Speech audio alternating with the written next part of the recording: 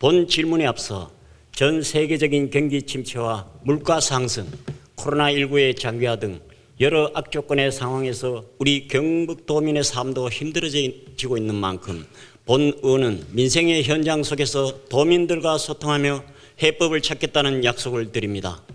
집행부의 성실하고 책임 있는 답변을 당부드리며 질문을 시작하겠습니다. 먼저 경상북도 산하 공공기관 구조개혁과 관련하여 질문하겠습니다.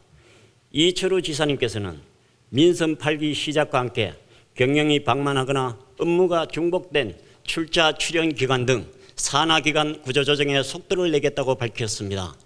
그 방향으로 최근 경북도는 출자 출연 기관 등 산하 공공기관을 28개 기관에서 19개 기관으로 조정하고 문화, 산업, 복지, 교육, 호국 등 분야별로 1개 기관이 컨트롤타워 기능을 수행하는 통폐합안을 내놓았습니다. 산하 공공기관의 구조조정을 통해 급격한 사회 환경 변화에 유연하게 대응하고 도민들에게 질 좋은 공공서비스를 제공하겠다는 경북도의 정책 목표는 깊이 공감합니다.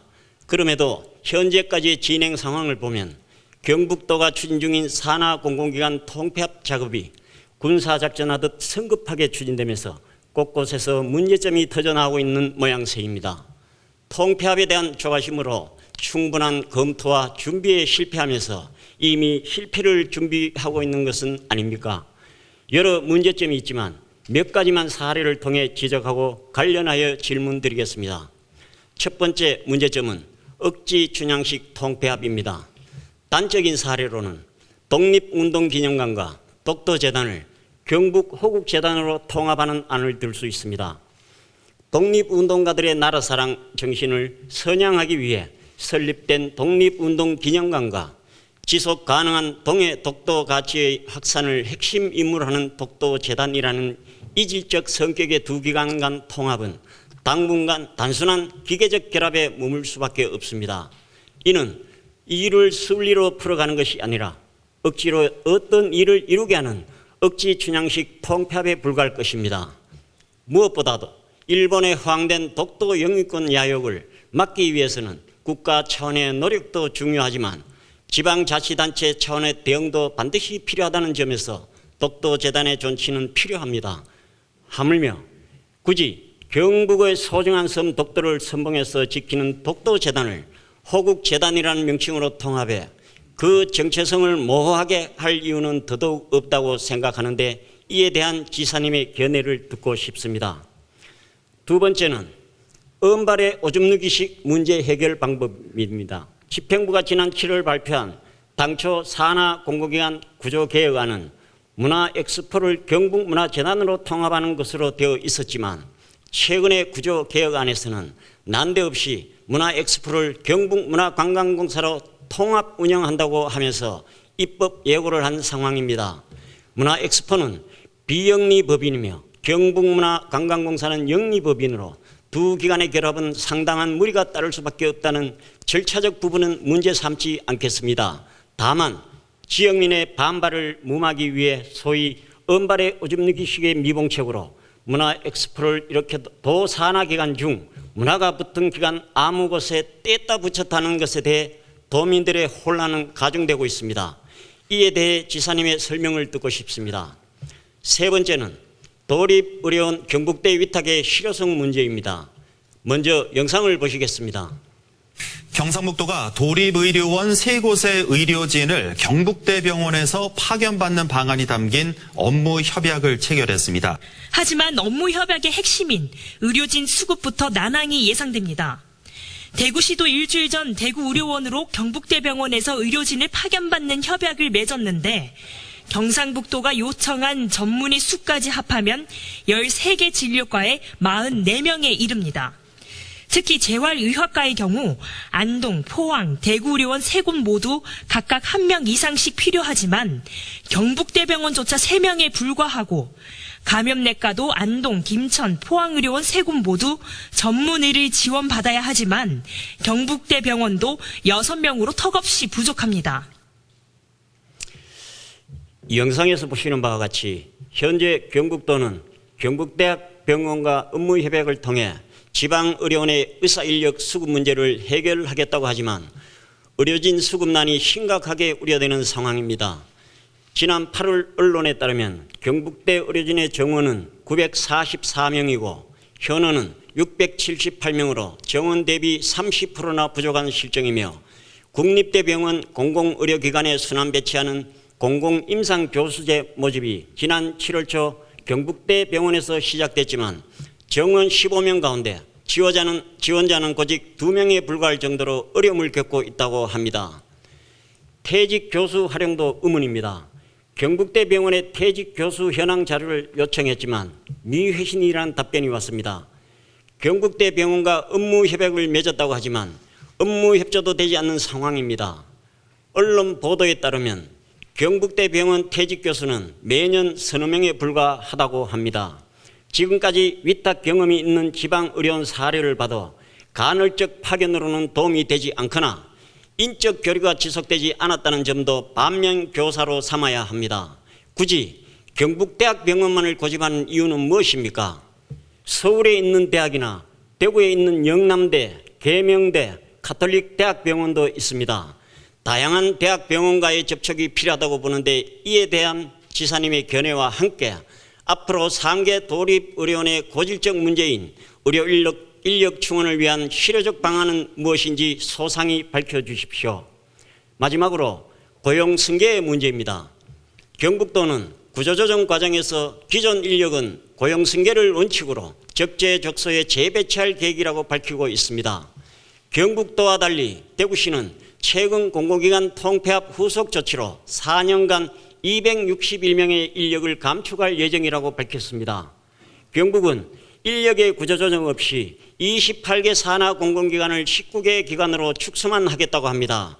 이게 현실적으로 가능한 일입니까? 한편 정규직과 정규직과 별도로 경북도가 비정규직에 대한 고용승계 방안을 밝히지 않아 해당 기관에 근무하는 비정규직 직원의 불안감이 커지고 있는 상황으로 약 500명에 달하는 비정규직의 고용승계는 어떻게 되는 것인지 말씀해 주십시오. 지사님, 경북도의 출자 출연기관 수는 23개로 전국에서 가장 많은 편입니다. 서울이 20개, 경기도가 22개, 경남이 16개입니다. 이런 상황에서 그동안 지속적으로 지적되어 왔던 산하기관의 방만 운영에 따른 문제점을 해소하고자 하는 통폐합에는 전적으로 찬성합니다. 그러나 혹시 다른 자치단체와의 혁신 변화에 대한 경쟁에 몰두해서 기관의 정체성과 실효성을 따져보지도 않고 통폐합을 추진하고 있지는 않습니까? 부디 지금부터라도 충분한 검토와 공청회 등 의견 수렴을 통해 경상북도 산하 공공기관 구조개혁을 성공적으로 완수해 주시길 간곡히 부탁드립니다. 다음은 농작물 재보험과 관련해서 질문 드리겠습니다. 지난 제336회 정례 제1차 본회의에서 존경하는 박창욱 의원님께서 농작물 재보험의 지역별 요율차가 지나치게 크다는 지적을 하셨습니다. 청송군의 경우 사과의 농작물 재보험 요율은 전국에서 가장 높다는 말씀을 드리며 박창욱 의원님께서 대안을 제시해 주신 만큼 집행부 차원의 조속한 대책 마련을 다시 한번 촉구드립니다. 본인은 농작물 재보험의 다른 문제 중 하나인 기초자치단체의 재정부담에 대해 간략히 질문드리겠습니다. 아시다시피 최근 이상기후와 기상이변으로 보험농가가 지속적으로 늘고 있어 재정 상황이 열악한 지방자치단체의 부담이 가중되고 있습니다. 경북의 농작물 재보험 보험료 현황을 보겠습니다. 보시는 바와 같이 2010년 경북의 시군이 부담해야 하는 농작물 재보험 보험료는 약 75억 원이었습니다. 그러나 2021년에는 695억 원으로 무려 9배 이상 증가했습니다. 현재 경북의 경우 농작물 재보험은 국비, 도비, 시군비, 자부담으로 되어 있습니다. 국비는 50%로 고정되어 있어 다른 도와 차이는 없지만 경북의 도비와 시군비 비율은 8.8% 대 26.2%로 도비 지원 비율이 전국에서 가장 낮습니다. 청송군의 경우 2021년도 총 일반회계 예산은 4,220억 원이고 재정 자립도는 6.74%로 전국 최하위 수준입니다. 이런 상황에서 청송군의 2021년 농작물 재해보험 군비 부담액은 117억 원으로 농정가 군비 예산 357억 원의 33%를 차지하고 있어 농업 분야 지원 사업의 추가 확대 및 신규 사업 발굴에 어려움이 있습니다. 이런 현황을 바탕으로 질문드리겠습니다. 농작물 재해보험 국비 지원 분담률이 현행 일괄적으로 50%로 되어 있는 것을 보험료 총 사업비 규모에 차등을 두어 시군별로 국비를 70%까지 확대하여 결정하거나 시군 분담금이 일반회계 예산의 1%를 넘을 경우 그 초과분은 국비로 부담할 수 있도록 함으로써 시군 간 재정 여건 및 규모에 따라 차등 지원으로 형평성을 유지할 필요가 있다고 생각합니다. 또한 현재 도비와 시군비의 1:3 부담 비율을 전북과 같이 도와 시군이 동등하게 하는 등 시군의 재정 자립도를 고려하여 지원할 필요가 있다고 생각하는데 이에 대한 도지사의 견해를 밝혀주시기 바랍니다. 다음은 외국인 계절 근로자에 관하여 질문하겠습니다. 도지사께서는 그동안 농촌과 농업의 대전환을 필두로 경상북도의 농업 발전을 강조해 왔습니다. 본 의원도 농촌과 농업 발전의 중요성과 대전환의 필요성을 10분 이해합니다만 도지사께서 대전환 정책을 펼치는 동안 우리 농민들이 어려운 시기를 과연 버틸 수 있을까요? 잘 아시다시피 농촌과 농업의 첨단화, 기업화는 하루아침에 이루어지지 않습니다. 그렇기에 농민들이 대전환 가더기를 잘 넘겨 살아남을 수 있는 경상북도의 정책적 지원이 절실합니다. 지금 우리 경북의 많은 농민들이 인력난으로 힘들어하고 있습니다. 인력난 해소를 위해 정부가 시행하고 있는 외국인 계절 근로자 사업은 농민에게 있어 가뭄의 단비와 같은 정책입니다. 최근 도지사께서 말씀하셨듯이 경상북도의 노력으로 계절 근로자 입국이 10배 증가하여 10월 말 기준 우리 경북에 들어온 계절 근로자는 1,181명이나 됩니다. 그런데 이렇게 힘들게 확보한 인력들이 소리 소문 없이 사라지고 있습니다. 관련 영상을 하나 보도록 하겠습니다. 경북 성주군의 한 참외농가. 최근 이 농장에서 일하던 필리핀 계절 근로자 3명이 사라졌습니다. 올해 성주군에만 외국인 근로자 124명이 62개 농가에 배정됐는데 47명이 무단 이탈했고 17명은 자기 나라로 돌아가 버렸습니다. 엄청 수학 시기에 갑자기 가버려가지고 너무 황당해서 어떻게 할 수 있는 방법이 없었어요. 일꾼을 구할 데도 없고 일억이상 손해를 봤습니다. 경상북도 자료에 따르면 2021년 영양군 외국인 계절 근로자 112명 중 79명이 이탈했고 2022년 성주군 47명, 영주시 36명, 영덕군 28명 등 경북에 들어온 계절 근로자의 10%가 무단 이탈을 했습니다. 작년에 이어 올해도 무단 이탈이 계속 발생하는 것을 보면 경상북도에서 뾰족한 수를 못 찾는 것 같습니다. 아무리 많은 외국인 계절 근로자를 확보한다 하더라도 지금처럼 무단 이탈 문제가 계속되고 악화된다면 결국 밑빠진 독에 물 붓기밖에 안 되지 않겠습니까? 지금처럼 시군이 알아서 해결하거나 정부가 해결해 주기만을 기다릴 것이 아니라 도에서 주도적으로 나설 필요가 있습니다. 이탈이 발생하고 있는 경북의 시군과 달리 강원도 홍천군에서는 지난 4년간 무단 이탈이 단 한 건도 발생하지 않았습니다. 이런 우수 사례들을 분석하고 전파하는 것도 사실 도가 나서서 충분히 할 수 있는 일입니다. 또한 경북도가 가진 외교 능력은 시군에 비해 월등합니다. 도지사께서 얼마나 외교 능력이 좋으십니까? 경북의 외교 능력을 외국인 계절 근로자를 위해 사용해 주셔야 합니다. 경북도가 나서서 외국 지자체와 협약 체계를 추진하고 체계적인 관리 절차를 구축하고 운영한다면 중간에 불법 브로커들이 개입하는 등의 문제를 어느 정도 해소할 수 있을 것입니다. 지사님, 외국인 계절 근로자의 제도의 안정적인 운영을 위해 우리 경북의 농민들이 마음 놓고 농업에 종사할 수 있도록 노력해 주시길 바라며 몇 가지 질문하겠습니다. 첫째, 외국인 계절 근로자에 대한 체계적인 분석이 필요한 상황입니다. 경상북도 차원에서 외국인 계절 근로자 이탈이 없거나 적은 자치단체의 사례를 분석하고 전파할 의향이 있습니까? 둘째, 중간 불법 브로커의 개입을 차단하고 외국 지자체의 적극적인 협조를 이끌어내기 위해서는 높은 수준의 외교력이 필요합니다. 경상북도의 외교력을 10분 활용하여 지자체와의 협상에 있어서 주도적인 역할을 수행할 계획이나 의향이 있습니까?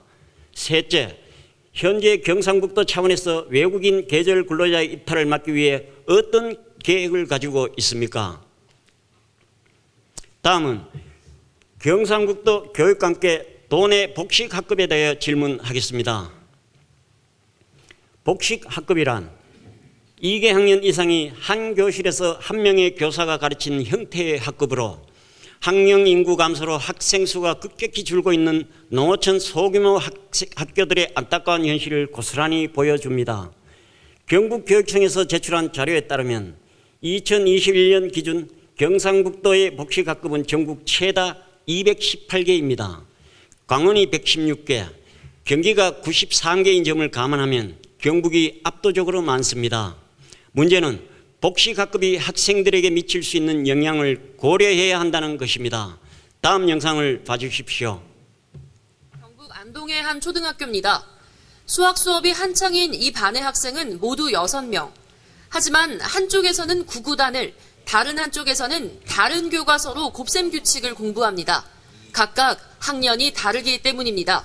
의무교육이라는 건 마땅히 해야 되는 교육기관이고 마땅한 권리죠. 그러면 도시에 있는 큰 학교들은 40분을 온전히 교육받을 권리가 있는데 우리 아이들은 20분밖에 그 권한이 주어지지 않죠. 그러면 이건 평등하지 않잖아요. 공정하지 않잖아요. 보시다시피 2개 학년 학생이 한 교실에서 함께 묶어서 수업하다 보니 학년별 서로 다른 발달 과정이나 교육 과정을 총 40분의 수업 시간 중 학년별로 20분씩 나누어 쪼개기 수업이 진행되면서 교육의 질 저하뿐만 아니라 학생들 또한 집중해서 공부하기가 쉽지 않고 교사들 역시 두 학년을 동시에 가르치기가 만만치 않습니다. 특히 1학년과 6학년, 2학년과 5학년 등 학년차가 큰 두 학년이 같은 반이 되면 상대적으로 저학년을 더 돌보게 돼 고학년 학생의 학습권이 보장되지 못하는 경우가 많습니다. 게다가 소수의 학생들로 학급이 구성되다 보니 선의의 경쟁이 이루어지지 않아 학습 의욕 저하는 물론이고 학생 수가 적다 보니 팀 스포츠 활동 등 단체 활동이 부족함에 따라 사회성 및 협동의식 등 인성교육에서도 한계점이 드러나고 있습니다. 경북의 23개 시군 중 복식학급이 없는 지역은 단 2곳, 경산 7곳에 불과합니다.